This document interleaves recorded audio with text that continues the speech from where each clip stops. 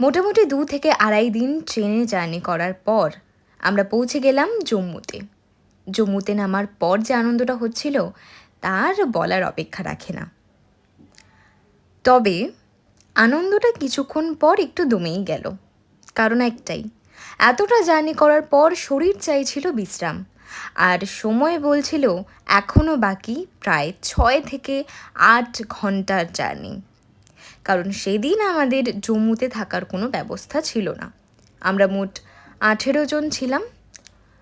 বেশিরভাগ মানুষই পৌঁছে গেছিল যথাসময়ে, কিন্তু আরও কিছুজন বাকি ছিল আসার।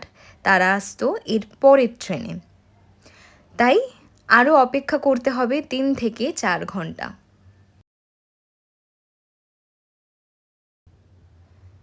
যেহেতু হাতে অনেকটা সময় রয়েছে আর পেয়ে গেছে অনেকটা বেশি খিদে, তাই আমরা এখানকার একটা পাঞ্জাবি ধাবা স্টাইল হোটেল থেকে করে নিলাম খাওয়া দাওয়া।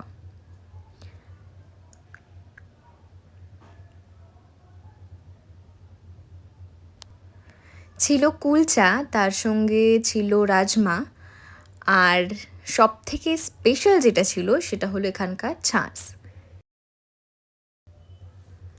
1 প্লেট একজনের জন্য যথেষ্ট, ভালো রকম পেট ভরে যায়। আর এর সঙ্গে যে ছাঁচ ছিল সেটা খেয়ে বলতেই হবে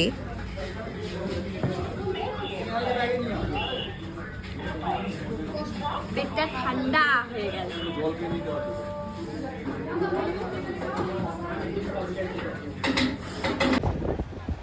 যেহেতু ঘুরতে যাওয়া মানে কেবল ভূপ্রকৃতি আর আবহাওয়া নয়, এর সঙ্গে জড়িয়ে থাকে স্থানীয় মানুষ, তাদের সংস্কৃতি।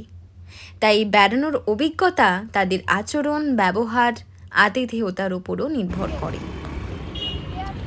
জম্মু থেকে শ্রীনগরের জার্নিটা অনেকটাই, তাই ইচ্ছে যতই হোক সবটা দেখতে দেখতে যাব সেটা কিন্তু হয়ে ওঠে না। চোখের পাতা ভারী হয়ে আসে।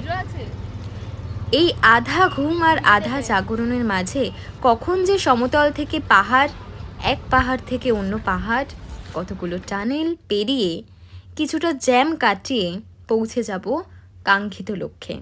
আর এর মাঝে চলতে থাকবে চায় ব্রেক। এর সাথে পৌঁছে যাব গন্তব্যে। আজকের মতো এটুকুই। দেখা হচ্ছে, কথা হচ্ছে পরের ভিডিওতে। পরের দিন থেকে শুরু হবে শ্রীনগরের গল্প, তাই stay tune with incomplete talk.